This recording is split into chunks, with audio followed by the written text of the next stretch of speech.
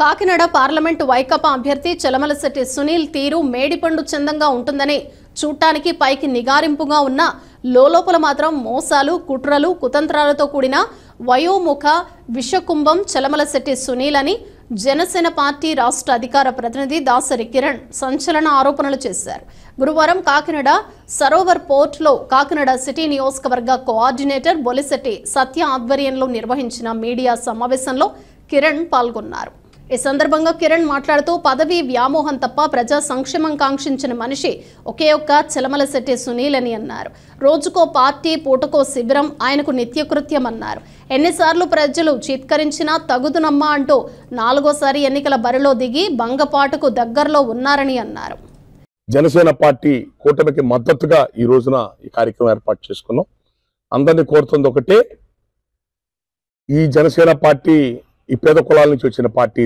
ఇది డబ్బు ఎక్కువయ్యో అధికారాలను కాపాడుకోవడం కోసమో కేసుల నుంచి బయటపడటం కోసమో ఇంకేదో స్వార్థం కోసం ఈ పార్టీ వచ్చింది కాదు. పేద బడుగు బలహీన వర్గాల రాజ్యాధికార సాధన ఏదైతే ప్రజారాజ్యంతో చిరంజీవి గారు చేసిన ప్రయత్నం అయిపోయిందో ఆ ప్రయత్నాన్ని పవన్ కళ్యాణ్ గారు మళ్ళీ భుజాన్ని వేసుకొని జనసేన పార్టీ రూపంలో కష్టపడి ముందుకెళ్తున్నారు.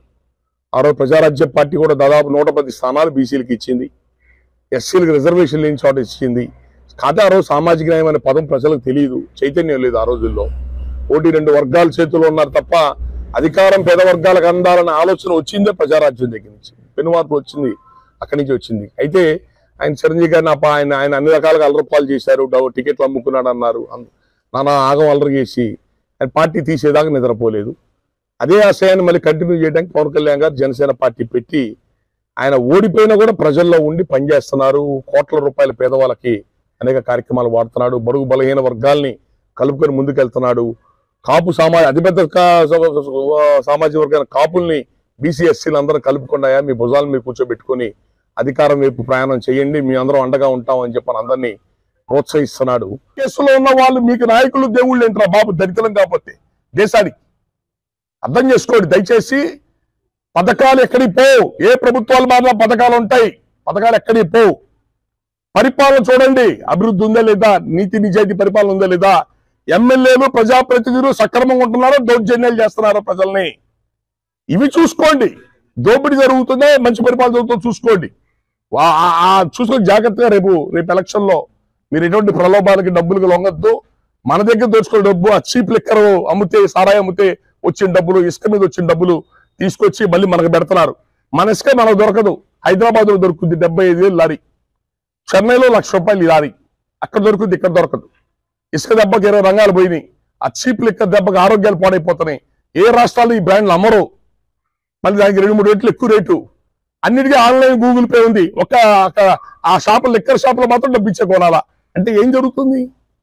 చిన్నపిల్లలు చెప్పాలా, చిన్నపిల్లలకు ఎప్పుడైతే చెప్పాలా ఏం జరుగుతుందో. మన దగ్గర దోచుకున్న డబ్బు పాపపు డబ్బు తెచ్చి మళ్ళీ మనకు పంచుతున్నారు. దయచేసి ఇన్నాళ్ళు బాధ్యతారాహిత్యంగా కులాల మతాల పేరుతో కొట్టుకొని ఈ రాష్ట్రాన్ని పాడు చేశాం. ఇక ముందన్నా అందరు బాధ్యతాయుతంగా ఉండండి. రేపు ఎలక్షన్లో అందరూ కూడా జాగ్రత్తగా పార్టిసిపేట్ చేయండి. సోమవారం పూట సెలవు వచ్చింది, శని ఆది సోమవారాలు 3 రోజులు కలిసి వచ్చినాయి. తీర్థయాత్రలు పోదామా, పిల్లలు సెలవులు ఇచ్చారు తిరుపతికి పోదామా, ఈ పిచ్చి పనులు చేయదు. ఓటు వెయ్యకపోతే చచ్చిపోయినోడితో సమానం. మన పెద్దలు ఓటు హక్కు తీసుకొచ్చి మనకి ప్రజాస్వామ్యం తెచ్చి ఓటు హక్కు తెచ్చింది. 5 ఏళ్ళకి ఒకసారి ఓటు అమ్ముకోవడానికి, ఓటు వదిలేసి ఎక్కడో ఊర్ల మీద తిరగమని కాదు. దయచేసి బాధ్యతాయుతంగా ఉండి మీరు అందరూ కూడా రేపు మళ్ళీ ఎక్కువ పోలింగ్ అవ్వాలా, మెజారిటీ పోలింగ్ అవ్వాలా. బాగా గుర్తుపెట్టుకోండి. ఈవీఎంలో మొదటి మెషిన్ ఎంపీ ఓటు ఉంటుంది. మన ఈ ప్రాంతాల్లో ఇబ్బంది ఏం లేదు. గాజు గ్లాస్ గుర్తు ఎంపీ ఓటు, రెండోది ఎమ్మెల్యే ఓటు ఉంటుంది, దాంట్లో గాజు గ్లాస్ గుర్తు.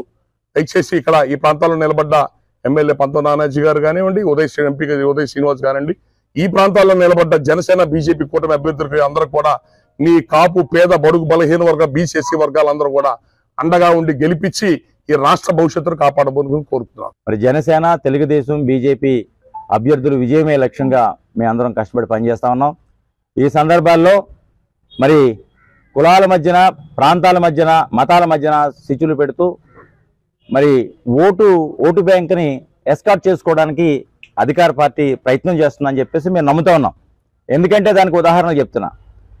ఇప్పుడు జనసేన పార్టీ పవన్ కళ్యాణ్ గారి పార్టీ మీద, పవన్ కళ్యాణ్ గారు స్థాపించినటువంటి పార్టీ మీద కులముద్ర వేస్తున్నది అధికార పార్టీ. అంచేత ఈ భారతదేశంలో పుట్టిన ప్రతి వ్యక్తి ఏదో కులంలో పుడతాడు. కులం లేకుండా పుట్టుక లేదు. అందుచేత ఏ పార్టీకి లేని కులముద్ర జనసేన పార్టీకి ఎందుకు వస్తుంది? అందుచేత ఏదో కాపులంటే ఈ భారతదేశానికో ఆంధ్రప్రదేశ్కో ప్రమాదం అని, లేకపోతే వాళ్ళ హానికరమైన మనుషులని ఒక గ్లోబల్ ప్రచారం చేస్తుంది అధికార పార్టీ. ఎక్కడ జరిగిందయ్యా? కాపులు ఏ రాజకీయ పార్టీకి అండగా నిలబడితే ఆ పార్టీ అధికారంలోకి రాలేదా? నేను గతంలో కాంగ్రెస్ పార్టీలో కూడా ఉన్నా. ఎందుకంటే రంగా గారికి నేను దగ్గరగా ఉన్న వ్యక్తిని, నేను కూడా కొన్ని విషయాలు చెప్తాను, అక్కడికి వెళ్ళదలుచుకోలేదు. అందుచేత కాపులు పెద్ద మనసుతో నీకు పని చేస్తాను అంటే ఏమైపోయినా పని చేస్తారు. అయితే ఆ గ్లోబల్ ప్రచారాన్ని అడ్డుకట్టడం వేయాలా, ఎలాగేయాలి అనేటువంటి విధి విధానాల కోసమే మేము అందరం కూర్చున్నది ఇక్కడ.